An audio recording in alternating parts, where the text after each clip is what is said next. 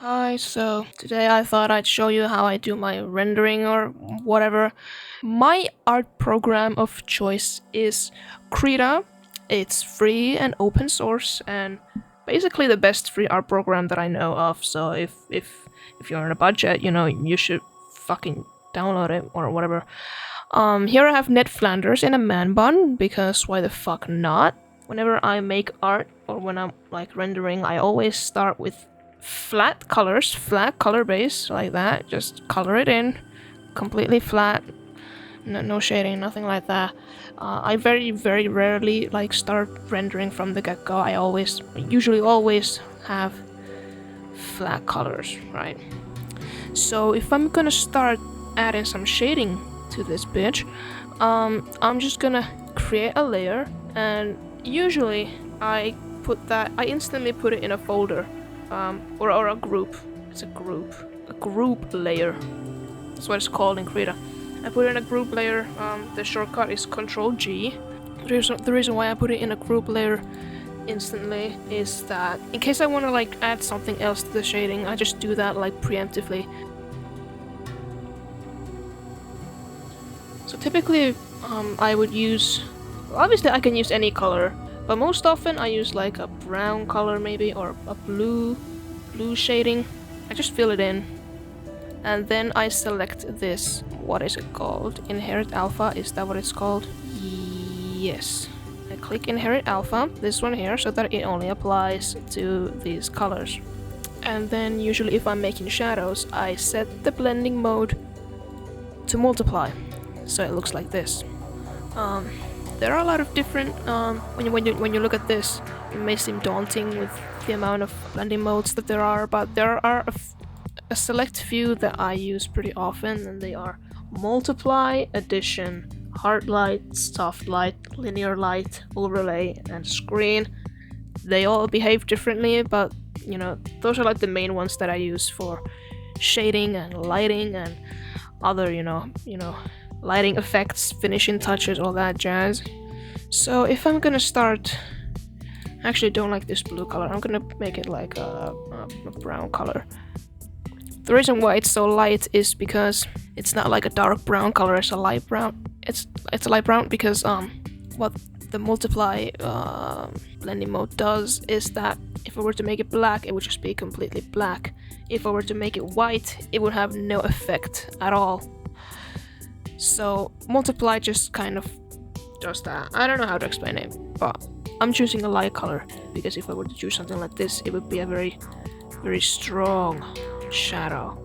I could do with a strong shadow as well, there's nothing wrong with that, but I'm just gonna choose like a lighter brown right here. So if I'm gonna start shading, I usually use this brush in Krita. Marker chisel smooth.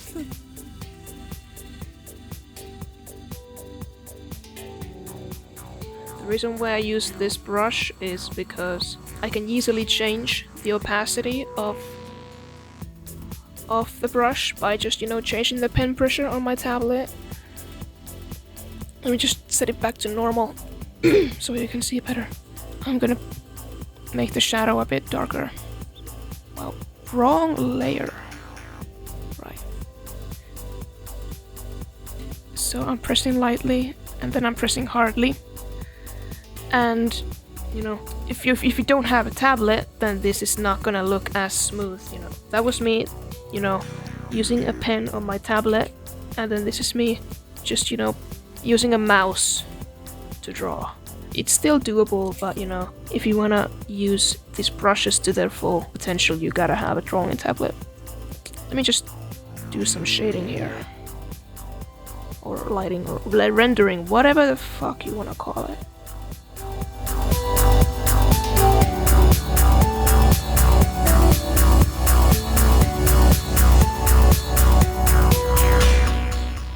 And also there are a bunch of shortcuts that I'm using right now on Krita. If I just press space, I can move it around. If I press space control, I can zoom in. If I hold space and the shift, I can rotate it. I can reset the rotation by pressing 5. and I can reset the zoom by pressing 2, like that. I can also like zoom 100% by pressing 1, and then zoom in, like, I guess by zooming 3, you zoom into to fit the view width. And I also changed the brush size by holding shift and then pressing the mouse pad. Or in this case, I'm using the stylus, the pen from the tablet. I'm just like holding that on the goddamn tablet.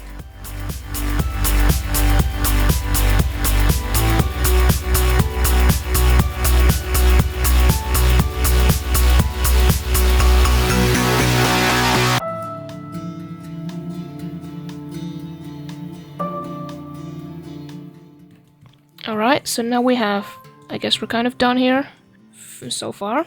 It looks kind of messy. It's okay if you like the messy look, but I want to make it smoother. So I have this smooth blender blur brush. It looks like this. This is the one that I have selected right now. I'm just gonna smooth it out a little bit. I'm also utilizing the pen pressure here as well. If I want to press hard, it smooths it out further. If I press little, it doesn't smooth it out as intensely. I'm leaving out the hairy parts because, I want to smooth that out in a different way. You also see that I'm not just smoothing out everything like this. I am selecting which parts I want to be smooth and which ones I want to remain. Where I want to, retain the hard edges. If there's like a shadow cast like this, where his mustache is casting a shadow on his chin, that would be a harder shadow than this one, where it's like just, fading away like that. I'm gonna do the same here. On top, the shadow is smooth. Okay, you know what? This looks like ass anyway. Yeah, I'm gonna do that. And then I'm gonna blur it like that. That doesn't look too good, but it's good enough. That's how I sometimes, try to achieve the wrinkly clothing effect. Doesn't always work, but I guess it looks good enough.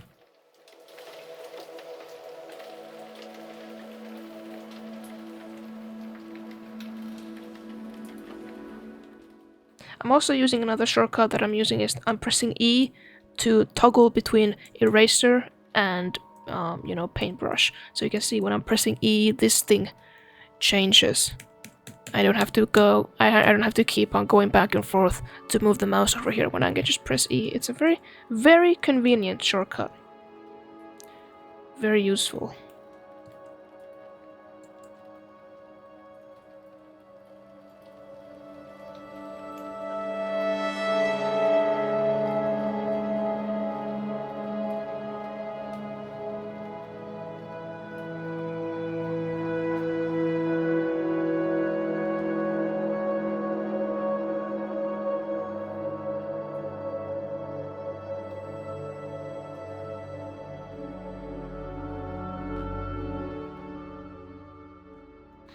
Alright, for when I'm shading the hair, I use a different blender blur brush, whatever it's called. Blender smear. Right? I use the smear brush, and the way that I very easily achieve the hair-like texture is that I just kind of do this little zigzag effect along the hair, like this. It doesn't look very good now, actually, because it's too... I'm gonna fix that. It's a bit too light. It has to be some sort of, contrast between the two for it to work.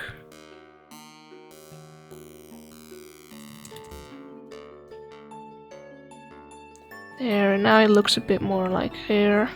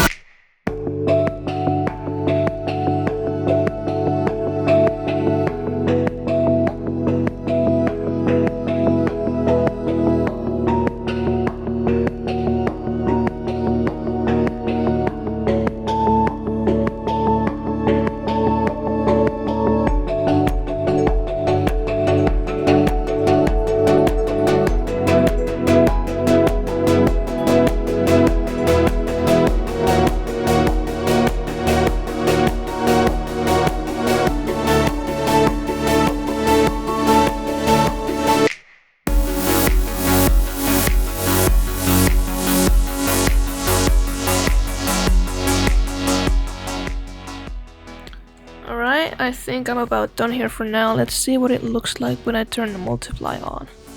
Alright, it looks pretty cute actually. I think I'm quite happy with how the clothing looks. Gonna make a few more adjustments.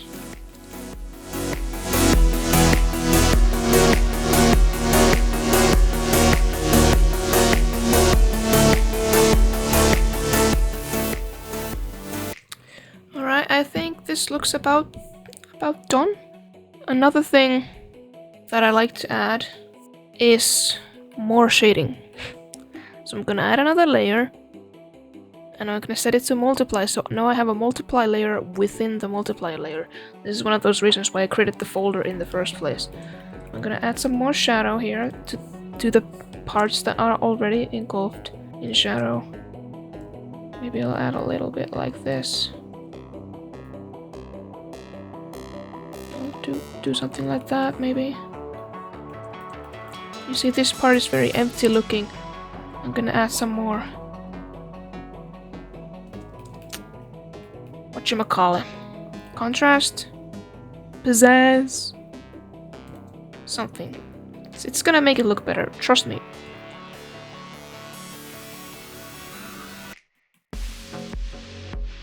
I don't always do this. I do this whenever I feel like it, not always.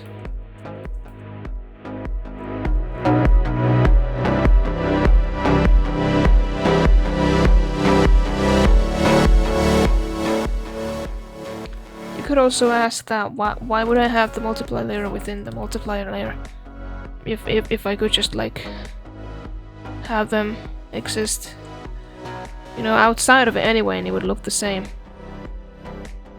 Actually, it doesn't look the same. I'm not quite sure what the difference is. It looks a bit darker when it's outside of it. I guess you can decide for yourself what type of effect you're going for.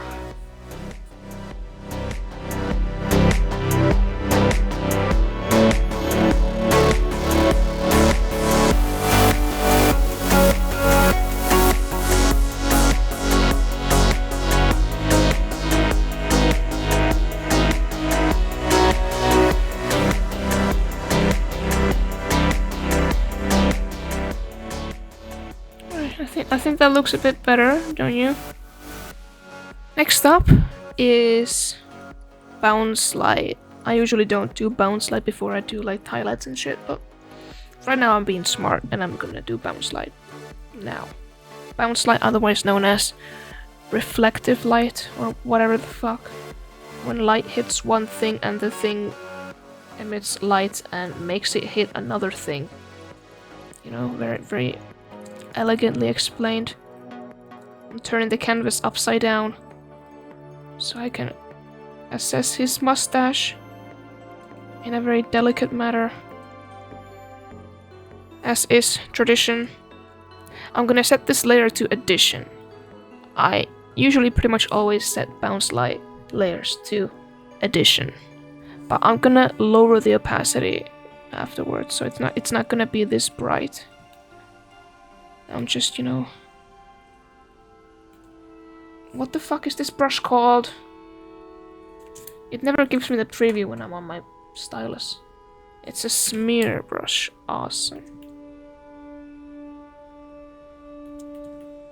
Like that. Cool. I'm gonna add some here as well.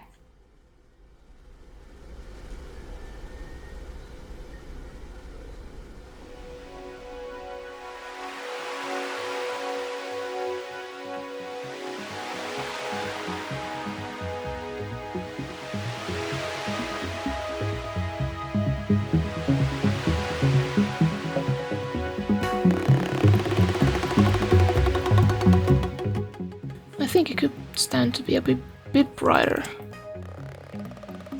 And to change the color of this layer, I'm gonna select it as alpha lock. Now it's alpha locked.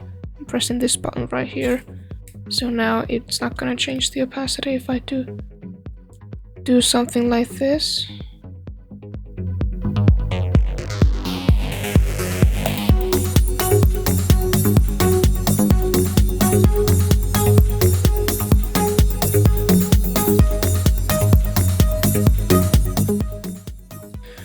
now for some highlights. The skin usually isn't very shiny, nor is the fabric, but the hair is usually quite shiny, so I'm just gonna select a color that was similar to the shadow color. I could use the same exact color, it wouldn't really make a difference. Whoa, that's above the liner, that was not my intention. I'm just gonna like do this. Type light, if I can still spell.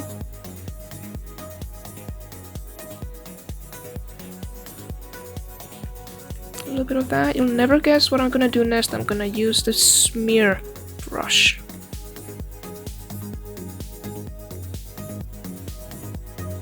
Like that. It's so easy. I'm gonna put some on the mustache as well. Usually, facial hair is a bit more frizzled, so it doesn't have as much of a shine as the hair on the head.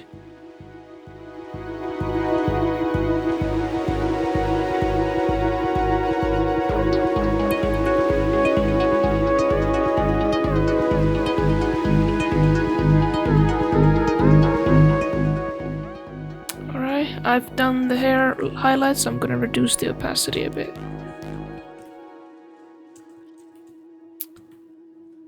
I think that looks fine.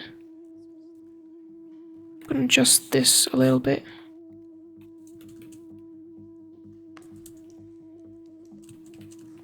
Like that.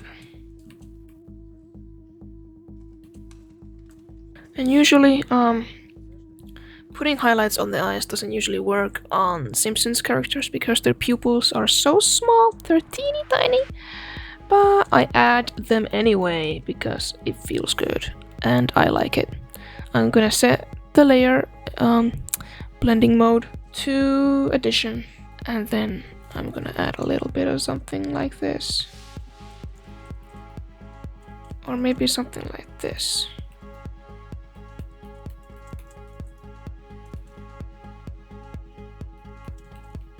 Sometimes it takes me a while to find something that I'm comfortable with.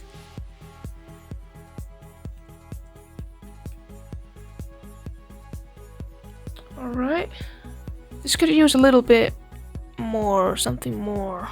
I don't know the proper term for it. Like background light, is it called rimlight? I'm actually gonna look that up right now. Okay, you know what? It is rimlight. Rimlight was the term that I was looking for. I'm gonna add some of that. What color? Just a standard blue, maybe. Standard blue, I'm just gonna set it to addition first. I might change the blending mode later. I can also change it. Did you know that? That's a possibility.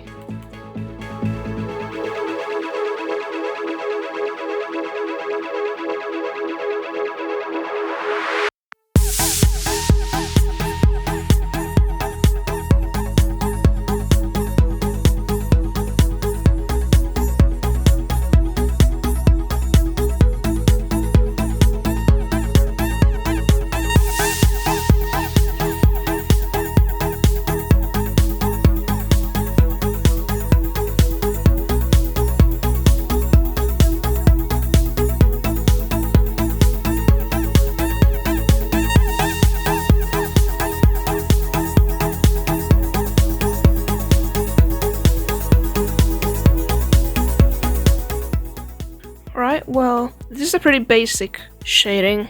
Let's say that I want to add something strong. I'm gonna add another layer. I'm gonna set it to the inherent alpha mode, yes. And set it to multiply. Maybe I want some sort of strong shadow, like something like this. Doesn't it look cool? You know what, I don't really like that, to be honest. Backgrounds are my worst goddamn enemy. I usually never leave it like this. I usually always add some sort of soft light filter kind of thing. So maybe I'll choose like this soft brown color. Make it look like this. How about something blue instead? Purple, green. I'm gonna add some more light. Maybe it's called rim light, maybe it's called highlight. I don't know what this is, but I'm doing it.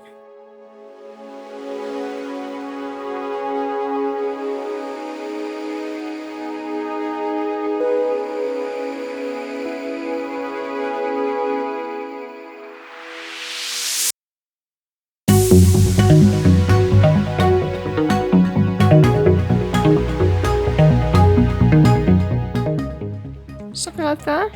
I hope that looks good. You know what, I'm gonna give the line art its own layer, and then I'm gonna add some rimlight color to it.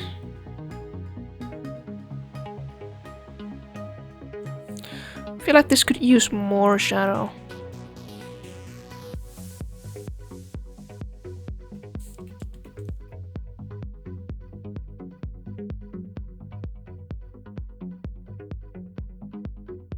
Oh yes, you know what?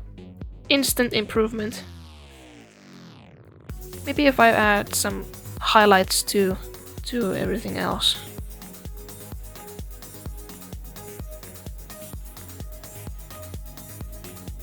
Background is a bit boring. I want to add some pizzazz to it with my awesome brush.